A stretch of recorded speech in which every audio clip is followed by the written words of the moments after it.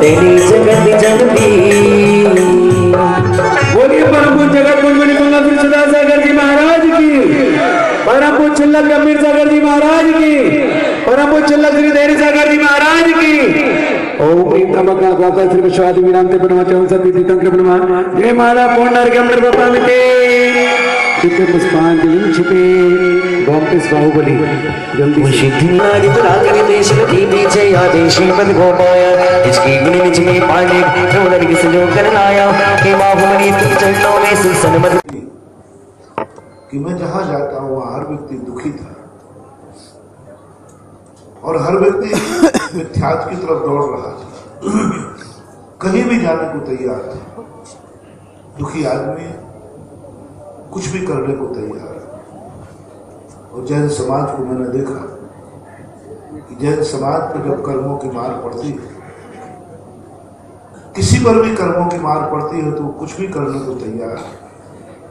मैंने जैनियों को देखा, कोई बीमार होता है उसे लोग जो बता देते, झाड़ा फूका, जहां चाहे वहां धोख दिला देते, पाषाण को, पेड़ों को, नदी नालों को, जो चाहे उन्हें गंदा ताबीज बांध करके ओझा ओझा सब उन्हें, और लोग जाने लगे, जैनी जाने लगे।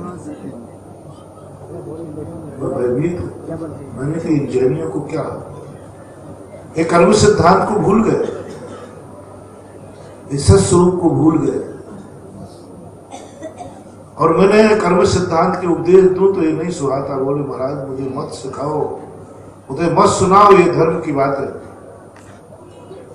मुझे मत सुनाओ ये मोक्ष नरक के द्वारों की बातें, मुझे मत सुनाओ इस लोक पर लोक की बातें, मुझे उपाय बताओ कि वर्तमान में मैं सुखी कैसे रहूं। आपको मैं कितनी अतीत अनागत की बातें सुनाऊं। आप कहते हो महाराज होंगे हम अतीत में कोई पापी, रहेंगे भविष्य में हम कोई पुण्यात्मा, लेकिन पहले तो ये बताओ कि मेरे दुख के निवारण का उपाय क्या है। मैं अभी संकट में हूं, मैं बीमार हूं, मेरा परिवार दुखी है, सब तरफ से मैं दुखी हूं, मेरे संकट के निवारण का उपाय बताइए। ये चीज तो बाद में भी सोची जा सकती है कि भविष्य में क्या होगा, ये तो बाद में भी आप कह सकते हो कि मैंने अतीत में क्या किया। पहले तो वर्तमान में मुझे संकट से निवारो। ये हर व्यक्ति की चाह है, हर व्यक्ति की भान है। आज आयुर्वेदिक फेल क्यों हुआ, एलोपैथिक क्यों पास होता है? आयुर्वेदिक अतीत की कहानी सुनकर के भविष्य को सुधारता है, भली वर्तमान में उसे कष्ट होता है। आयुर्वेदिक दवाई वर्तमान को जल्दी सुख नहीं देती, लेकिन भविष्य इतना उज्जवल कर देती है फिर वो बीमारी दोबारा लौट के नहीं आती, क्योंकि वो अतीत की जड़ों को उखाड़ करके भविष्य का फल लगाता है। अतीत की जड़ें उखाड़ती है। ये शुरुआत कैसे हुई बीमारी, तुमने क्या किया था, पहले उसको बताओ। और उस अतीत की जड़ को उखाड़ देता है जिस पर भविष्य का फल लग जाता है। वर्तमान में तुरंत फल देखने में नहीं मिलता, लेकिन व्यक्ति कहता है मुझे अतीत की जड़ों से मतलब नहीं, मुझे भविष्य के फलों से मतलब नहीं, मुझे तो वर्तमान में रिलीफ मिलना चाहिए। तो एलोपैथिक ने इसका लाभ उठाया। उन्होंने कहा यहाँ आओ, मैं तुम्हें तुरंत देता हूँ एक दर्दनाशक दवाई, एंटीबायोटिक, तुम्हें नींद आ जाएगी, लेकिन ध्यान रखना तुरंत तो नींद आ गई, तुम्हें बहुत अच्छी लगी, लेकिन भविष्य में वो एक महाबीमारी, कैंसर की महाबीमारी, कोई साइड इफेक्ट की महाबीमारी कोई ऐसी छोड़ के जाएगा, उसकी जिम्मेवारी एलोपैथिक की नहीं। एलोपैथिक कहते हैं मैं वर्तमान में तुम्हें सुख दे सकता हूं, अतीत तुम्हारा कैसा है, तुमने क्या खाया था, क्या पिया था, हम कुछ भी नहीं पूछेंगे, और भविष्य तुम्हारा क्या अंधकार में होगा, इसकी जिम्मेवारी मेरी नहीं है, लेकिन आज वर्तमान में तुम्हें नींद ला सकता हूं, जिम्मेवारी मेरी है। आज तुम सो जाओगे, फिर कल तुम जिंदगी भर जागते रहोगे, ये मेरी जिंदगी की जिम्मेवारी नहीं। आज मैं तुम्हारे लिए आंसू पहुंच सकता हूं, कल जिंदगी भर रोते रहो, ये जिम्मेवारी मेरी नहीं है। बड़ी खतरनाक चीज है। लोग दौड़ पड़े, बोले हमें नहीं चाहिए अतीत और अनागत, मुझे वर्तमान में लीप चाहिए और आज सारा राज एलोपैथिक का हो। एक नीति आती है कि स्त्रियों कभी तुम उलझन में उलझ जाओ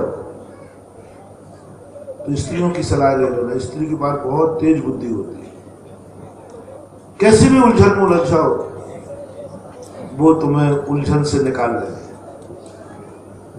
पक्का मानना। कभी जब तुम्हारा दिमाग काम नहीं करे, क्यों करता मूड हो जाओ, यहां तक कि सुसाइड करने का भाव आ जाए, तो अपनी पत्नी से सलाह ले लेना, वो तुम्हें रास्ता दिखा देगा। पक्का मानना, नीति बुरी नहीं। लेकिन दूसरी बात और सुन के जाना, कुएं से निकालकर खाई में पटक दे ये जिम्मेवारी नहीं है। तुरंत तो निकाल देगी, लेकिन भविष्य क्या होगा इससे बड़ी उलझन में उलझ जाओगे, ये जिम्मेवारी स्त्री कहती है मेरी नहीं, मेरी तो वर्तमान में जो समस्या है उसका समाधान कर दूंगी, और भविष्य में आपको और बड़ा संकट आ जाए इसकी जिम्मेवारी मेरी नहीं है। एलोपैथिक स्त्री के स्वभाव जैसे कि वर्तमान को देखती है, अतीत अनागत को नहीं देख पाती, वो साइड इफेक्ट को नहीं पकड़ पाती, वो वर्तमान को उलझन को सुलझाने की शक्ति रखती है।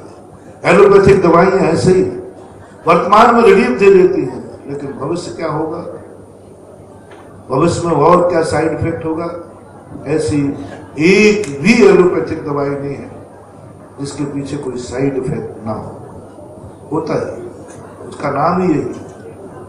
ऐसे संसारी जीव के एक नेचर बन गया, हमें कुछ नहीं चाहिए, मुझे नहीं चाहिए सम्यक दर्शन, मुझे नहीं चाहिए मोक्ष, मुझे नहीं चाहिए मोक्ष मार्ग, मुझे चाहिए वर्तमान के दुखों से मुक्ति। उसके लिए मुझे धर्म छोड़ना पड़े, मैं छोड़ने को तैयार हूं। उसके लिए मैं भगवान छोड़ना पड़े, मैं छोड़ने को तैयार हूं। उसके लिए मुझे गधे के पैर धोकर पीना पड़े, मैं धोने को तैयार हूं। ये जीव है, संसार का स्वभाव है, कोई नहीं होता। तुम तो छोड़ो, जन्म जन्म का जैनी नमोकार मंत्र को प्राणों से प्यारा मानता था, उसे प्राण बचाने के लिए नमोकार मंत्र पर पैर रखना पड़ा, उसने रख दिया, शुभम चक्र नरक चला गया, बोले चला जाओ कोई बात नहीं, लेकिन वर्तमान में तो बचो। प्राय आज के इस कलयुग में व्यक्ति की यही नीति। पहले भीड़ों में और मातंगों में भी ऐसी नीति होती थी कि प्राण जाए तो जाए, धर्म नहीं जाए। एक नंबर चल रहा है ना, अगर आपने भील का कौवे के मांस का त्याग किया, उसका मांसाहार का त्याग, छोटी पड़ेगी वहाँ पे जाने। बीमारी आने पर उसको कहा गया मांस खाना पड़ेगा, उसने कहा मरना पसंद है तो मांस नहीं। तो बोले ये भी कोई बड़ी बात नहीं है, तुम्हारा सब कुछ लुट जाए तो, बोले कोई बड़ी बात नहीं, रामचंद्र जी जैसा वनवास हो जाए तो कोई बड़ी बात नहीं, कोई महाबीमारी तुम्हारे लिए आ जाए, एक एक रोम में 75 हजार बीमारी होने की क्षमता है। एक जहां बाढ़ रहता ना, उतने स्थान पर 75,000 बीमारियां हो सकती, और पूरे शरीर में कितनी इतनी सारी बीमारियां आ जाए तो बोले हाँ अशुभ तो है लेकिन कोई खास बात नहीं। यदि नरकों में जाना पड़े तो बोले ठीक है, अनंतो बार गया, एक बार और चला जाऊंगा, अनंतो बार नरकों में गया, एक बार और चला जाऊंगा, ये भी कोई बात नहीं। तो तेरी जिंदगी में कोई अशुभ दिन है कि नहीं, बोले है। जिस दिन मैं जिनेन्द्र देव का अभिषेक पूजन न कर पाऊं, उनका नाम न ले पाऊं, वो मेरी जिंदगी का सबसे अशुभ दिन। ऐसे लोगों को होता है सम्यक दर्शन, ऐसे लोग होते हैं धर्मात्मा, ऐसे लोगों को देव शास्त्र गुरु जो एक बार पा लेते हैं फिर भी मोक्ष पर्यंत छूटता है। पूजा की हर पंक्तियों में लिखा रहता है, स्वयं तेरे चरण जोनो पाया न मुक्ति पद, मैंने हे भगवान मैं मुक्ति पद तक आपको सीता रहूं। कौन आत्माओं के साथ ऐसा होता है जो एक बार पाने के बाद भगवान्तर में भी भगवान नहीं छूटता, एक बार पाने के बाद मरने के बाद भी गुरु नहीं छूटता। ऐसी कैसी आत्माएं हैं जो मरने के बाद भी उनका नमोकार मंत्र नहीं छूटता, यहाँ नमोकार मंत्र पढ़कर मरते हैं और नमोकार मंत्र सुनते हुए वहां जन्मते हैं। बहुत बड़ा पुण्यात्मा जीव होगा जिसने जिंदगी में ये कर लिया होगा कि मैं सब कुछ छोड़ सकता हूं, नमोकार मंत्र नहीं छोड़ सकता, भगवान और गुरु को नहीं छोड़ सकता। ऐसे जीवन का क्या उदय होता है? यहाँ जब मरता है तो नमोकार मंत्र पढ़ते हुए मरता है, और जब वहां जन्मता है तो नमोकार मंत्र सुनते हुए जन्मता है। माँ उसे नमोकार मंत्र जन्मते ही सुना रही, माँ जन्मते ही नमोकार मंत्र सुना रही हो। तेरा जन्म हो रहा हो, नमोकार मंत्र की ध्वनि कानों में आ रही हो, तेरा जन्म हो रहा हो और सुनते ही नमोकार मंत्र की ध्वनि कानों में आ रही हो, नियम से समझ लेना चाहिए ये जीव नमोकार मंत्र पढ़ते हुए मरा है। तभी तो फर्स्ट इंप्रेशन लास्ट इंप्रेशन। और जिसके जन्मती पहली ध्वनि में पहला शब्द कान का नमोकार मंत्र पड़ा है, मेरा विश्वास है कि उसका अंत मरण भी नमोकार मंत्र पढ़ते ही होगा, क्योंकि पहला शब्द कान में आया। शब्द तो पहले की कीमत है, फर्स्ट इंप्रेशन पहला क्या हो। जन्मते पहले बालक के कान में क्या शब्द आया? ठक की आवाज आई कि रोने की आवाज आई कि चिल्लाने की आवाज आई? कौन सी आवाज आई है? वो आवाज पहला जो कान ने सुना है, बस वही जिंदगी का अंत है। इसलिए महानुभाव बालक जब जन्म लेवे तो ये प्रयास करना कि माँ की कराहट, माँ की वेदना, माँ के आंसू वो न सुन लेवे। उस थोड़ी देर के लिए तुम अपनी वेदना को रोक लेना और कहीं से एक नमोकार मंत्र की ध्वनि सुना देना।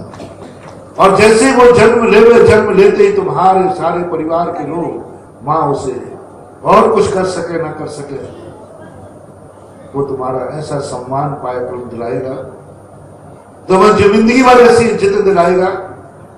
जैसे वो जन्म लेवे, सबसे पहले तुम सारे लोग हाथ जोड़ करके उसे मेहमान मान करके जय जिनेंद्र बोलिए। घर में आने वाले मेहमानों को तुम बहुत जय जिनेंद्र बोलते हो। तो बड़ा तकलीफ में हूं कि आजकल के जितने अच्छे शब्द हैं सब परायों को हो गए। आप जय जिनेंद्र किससे बोलते जो पराया है? अपनों को कोई जय जिनेंद्र नहीं बोलता, अपने घर में कोई जय जिनेंद्र नहीं बोलता। यही है विनाशकालीन विपरीत बुद्धि। जय जिनेंद्र जैसा शब्द पहले परिवार में उठते ही हर व्यक्ति को एक दूसरे से बोलना चाहिए। जैसे सुबह आंख खुले, जो सामने दिखे सबको एक दूसरे को जय जिनेंद्र। उसमें छोटे बड़े का भेद मत करो। पिता को बेटा सामने आ गया, बेटे को नहीं दिया गया तो पिता बोल सकता बेटा जय जिनेंद्र। इसमें तुम बेटे को जय जिनेंद्र करने से बेटा तुम्हारा बाप नहीं हो जाएगा, तुम बेटा नहीं हो जाएगा, लेकिन तुम्हारा इतना बड़ा हो जाएगा जो सामने दिखे परिवार का सबसे पहले जय जिनेंद्र। एक भी व्यक्ति ऐसा मिलेगा जय जिनेंद्र की ध्वनि तुम्हारे मुख से उठते ही निकले और उस तुम्हारे उठते ही सामने वाला परिवार का व्यक्ति जय जिनेंद्र बोल दे, जाओ 24 घंटे भगवान के जिनेंद्र देव की छाया तुम्हारे ऊपर रहेगी, क्योंकि तुम्हारी शुरुआत जय जिनेंद्र से। वो जय जिनेंद्र तुम्हारी रक्षा करेगा, वो जय जिनेंद्र तुम्हारा जीवन बचाएगा, वो जय जिनेंद्र दिन भर तुम्हारे अमंगल को टालेगा, क्योंकि पहला शब्द उठते ही तुम्हारे कान में क्या आया? कोई भी बोल सकता, माँ बोल सकती, पिता बोल सकता, भाई बोल सकता, पत्नी बोल सकती, कोई भी जैसे सुने और तुम्हारे कान खुले जय जिनेंद्र शब्द कान में आना चाहिए। देखो कितना बड़ा मंगल होता है।